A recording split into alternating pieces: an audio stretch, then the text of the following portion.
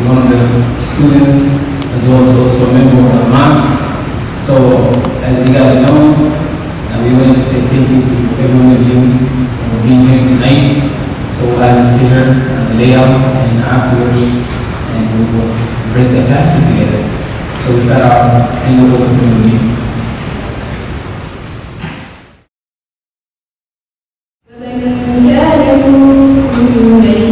أو على سفر فعدة من أيام أخرى وعلى الذين يطيقونه فدية طعام مسكين فمن تطوع خيرا فهو خير له وأن تصوموا خير لكم إن كنتم تعلمون شهر رمضان الذي أنزل فيه القرآن هدى للناس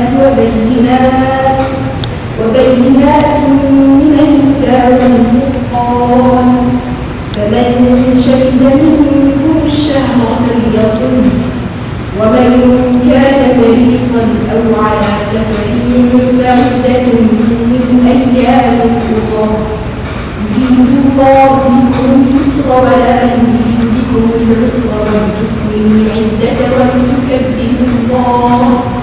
ولتكبروا الله على ما هداكم ولعلكم تشكرون وإذا سألك عبادي عني فإني قريب أجيب دعوة الداع إذا دعان فليستجيبوا لي وليؤمنوا بي لعلهم يرشدون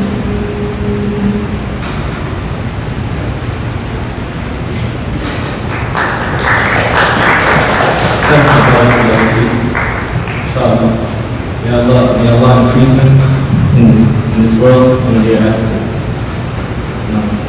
Just having this is a blessing in itself. The Quran was revealed to us in this past month, so it's just like a little portion. You guys would love to explain the verses, and he just recited. In these verses, Allah subhanahu wa ta'ala commands the believers to fast. He commands them to fast to gain taqwa, to gain meaning, the consciousness of God in all aspects of life. The consciousness of God in all aspects of life.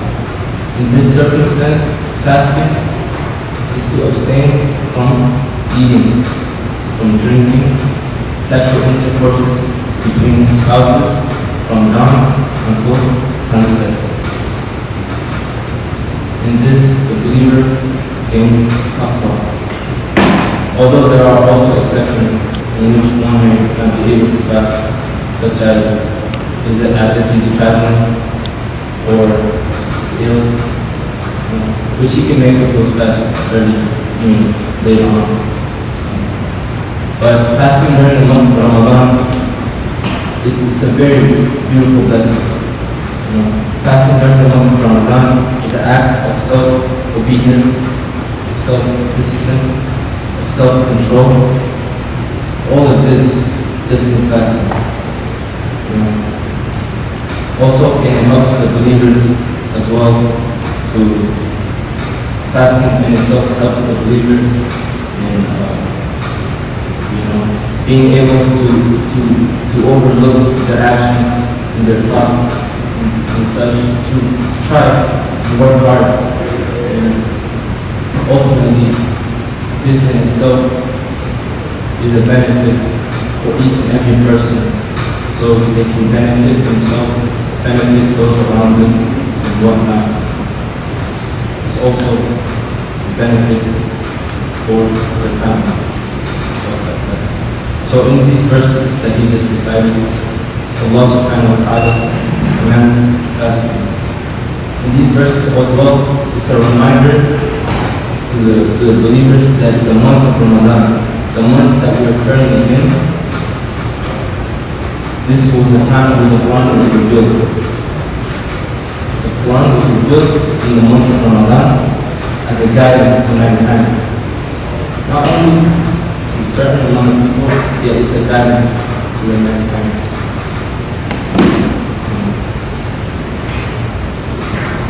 enjoyed this.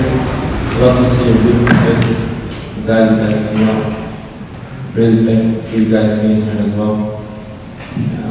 I will take this time to ponder, to look over. This might be a different culture to many of us, but overlooking, learning about the religion, that's something that I want. Going forward, I can just run down the schedule real quick. The next one, we're going to have a poem by Maghfirah. And the poem is about a celebration of unity and diversity. Inshallah, you can come on.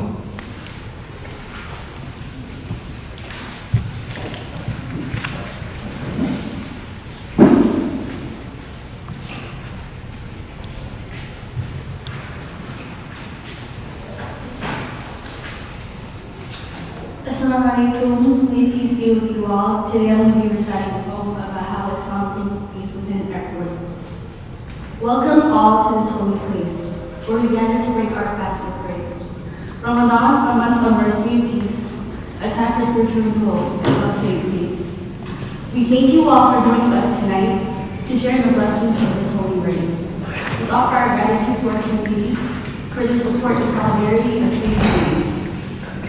Our religion is one of peace and love, embracing diversity like a gentle dove. We extend our hands to all who seek a peaceful coexistence, love and respect and speak. So come, let us break bread together. In this sacred space, let us be tethered. We welcome you with open hearts and minds. May this event be a celebration that binds. Thank you for joining us on this night. May God bless us with mercy and light. Let's enjoy this meal and the company we keep, a moment of unity, a memory we'll keep. Is that allowed?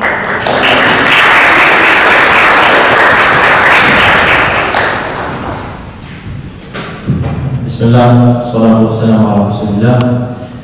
Thank you all for joining us tonight. My name is Dursa Abdulwahid. I'm one of the teachers and volunteers here at this mosque, as well as other mosques throughout the Twin Cities. I would just like to first begin by thanking you all dearly from the bottom of my heart for joining us tonight and taking time out this evening to break bread with us. So tonight, I wanted to share with you all a little bit about the month of Ramadan, what it means to us, and why we fast during it. But before that, I wanted to share with you a very interesting quote that I came across. It's from a man by the name of Lester Pearson. He said, misunderstanding arises from ignorance. And ignorance, it breeds fear. And fear is the greatest enemy to peace. And that could not have been more true. In other words, when someone doesn't know something, it's a breeding ground for intolerance, for chaos, for things to be let loose.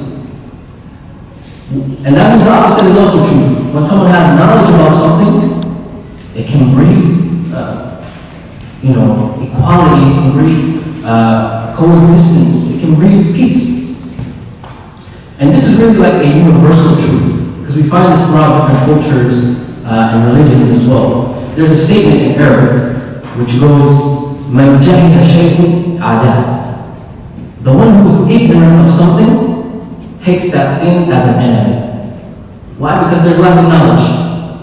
So again, I want to say thank you all and congratulations for coming through and now getting to build that understanding and build these bridges so we can build that coexistence and that peace and that understanding. So in that spirit, first I would just like to take a few minutes to introduce you all to some of the basics of our beliefs. What are some of those core tenets? Maybe some things you've heard before, and maybe some things you'll be learning tonight. So as Muslims, our religion is Islam. And Islam comes from a root word which means to submit. In other words, to submit to the Creator.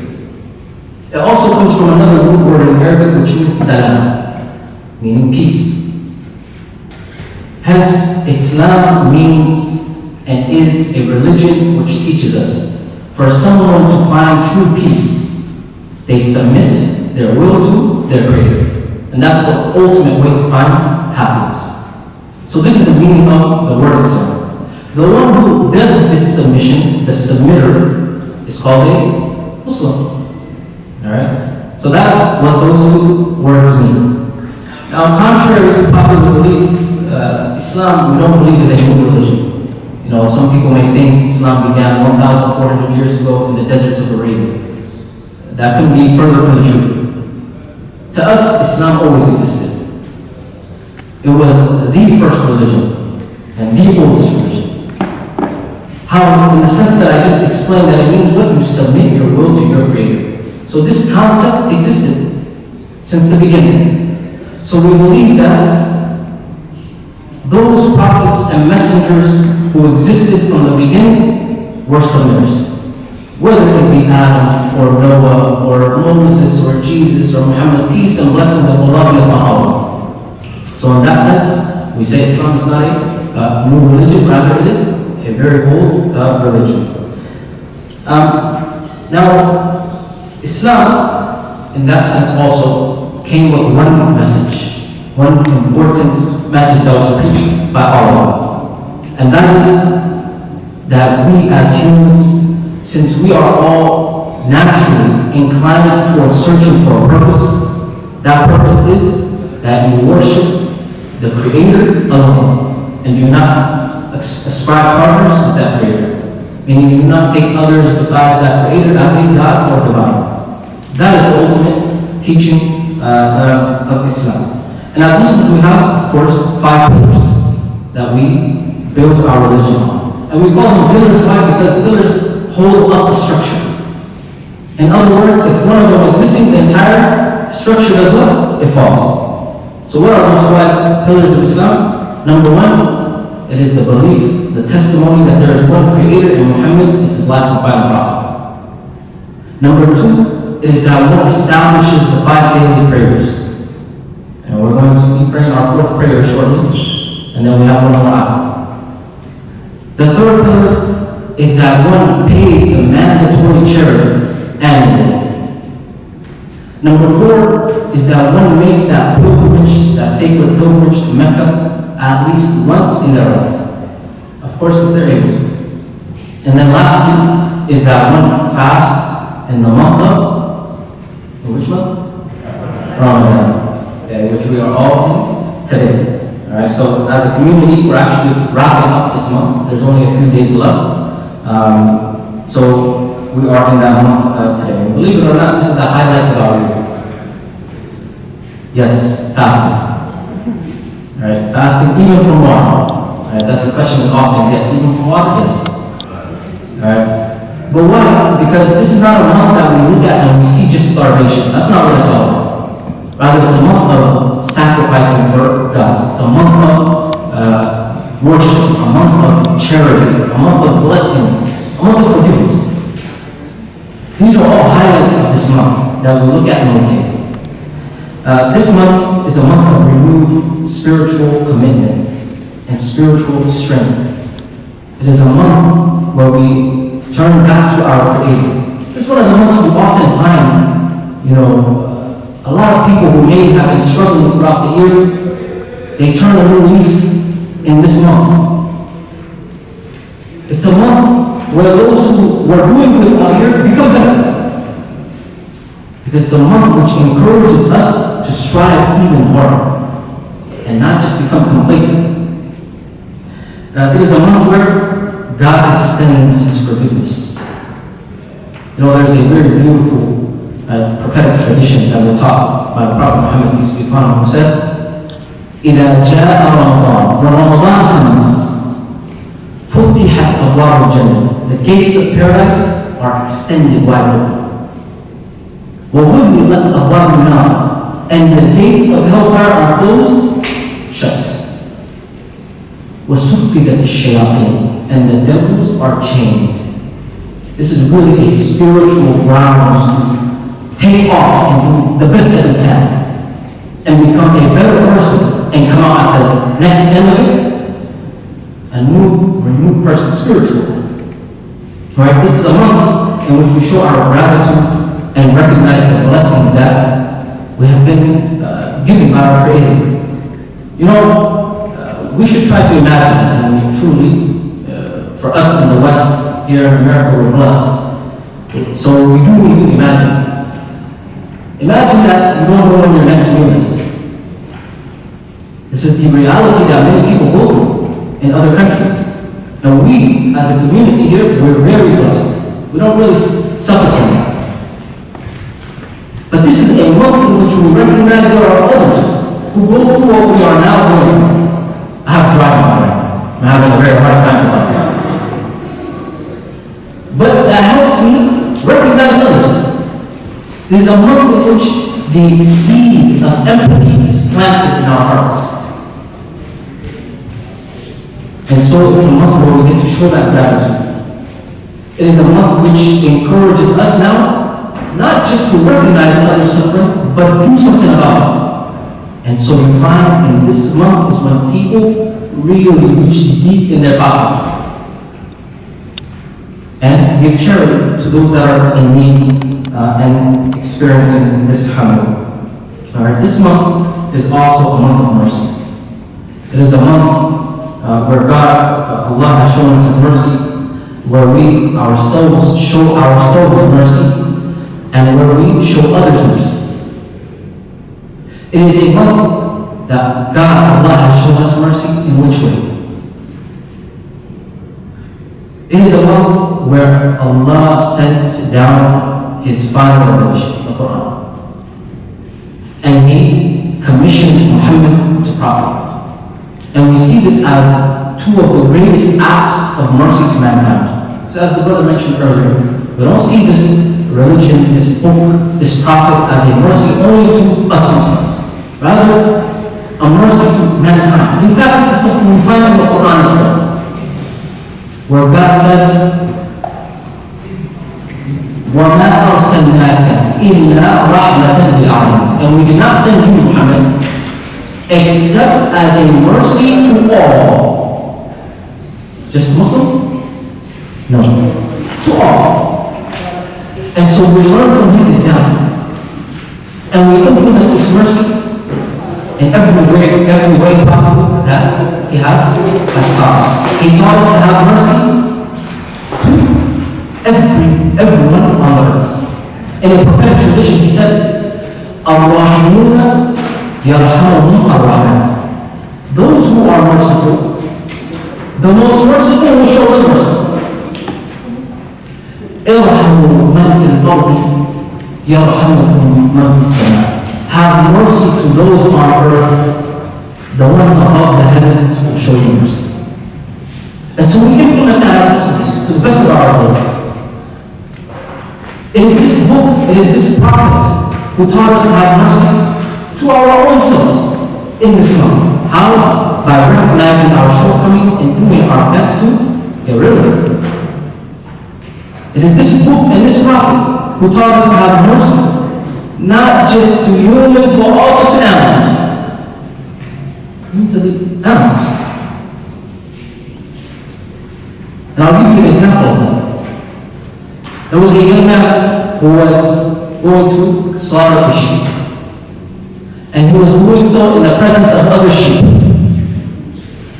And the Prophet said, what are you doing? Are you trying to kill it twice? You're going to kill it already, and it's watching you kill other sheep. How dare you? Do it in privacy, so you don't terrify the other ones. Mercy even to animals.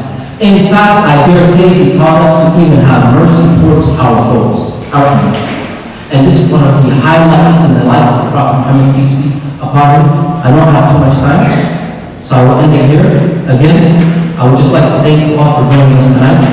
I hope you are comfortable, and if you have any questions, you can track me down or anyone else, and we hope you enjoy the meal. صلى الله عليه وسلم على سيدنا محمد وعلى آله وصحبه أجمعين. Thank you all once again.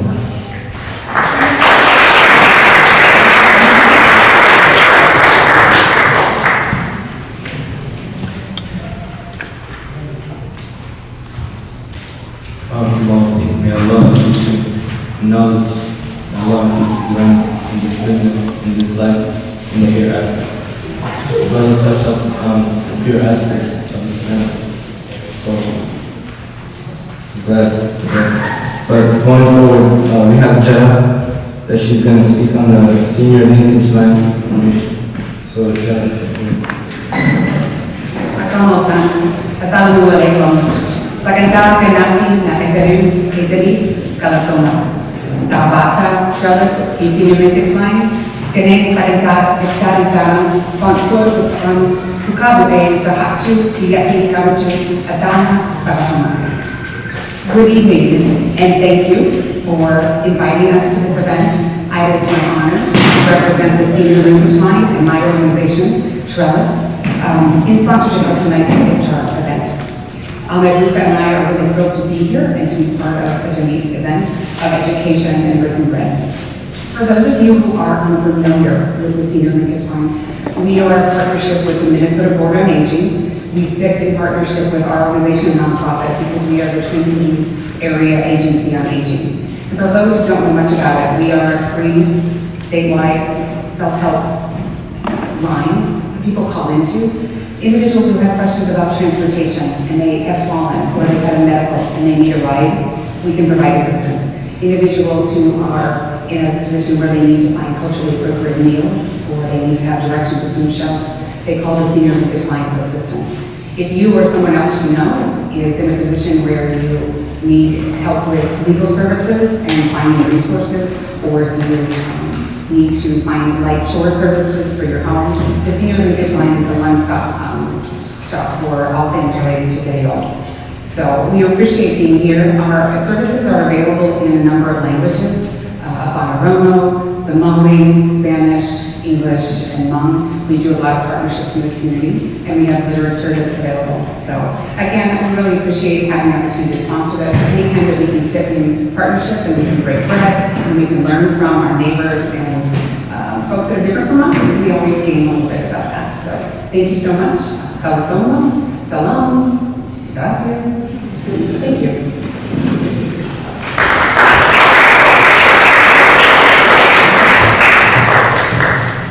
Good evening, everybody. It's great to be with you. I'm Representative Matt Norris. I'm not from Minneapolis, but I do have the privilege of representing Blaine and Lexington in the Minnesota House of Representatives, and I appreciate the opportunity to join you all this evening. I actually was invited here by one of my constituents. One thing people may not realize about the Blaine and Lexington area is we've got a fairly large Muslim population in that area. And so it's a great opportunity for me to come and join you this evening and share fellowship with all of you here, our Muslim community, as well as those from other faiths or non-faith traditions here in Minneapolis.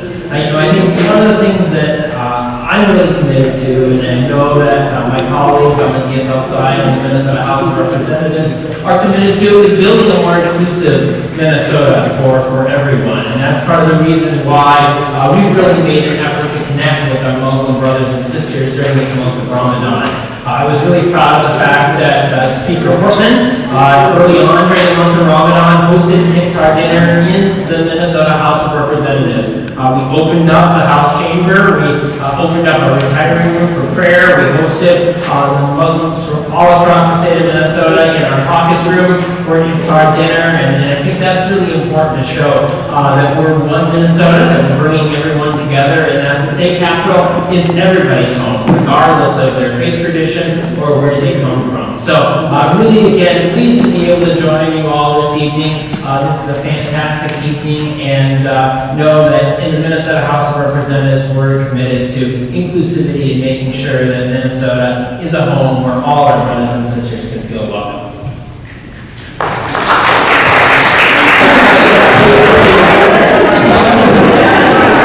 السلام على رسول الله وعلى آله ومن والاه. السلام عليكم ورحمة الله وبركاته. Peace and blessing of God be upon all of you. My name is Nasser Hamza. I'm one of the staff members here in Assistance Imam. And I was given a short note here to just give some information about our Tawfiq Islamic Center. First of all, thank you for joining us for Iftar. Really, this is that creates opportunity to, more than anything, more than discussing about the masjid or our community here, to be honest with you, we would like to hear from you. We'd like to know you more. We want you to also tell us your concerns, any complaint when we drive around, especially late night when we leave from here. More than anything, that's I just wanted to hear your concerns. We have kids around here.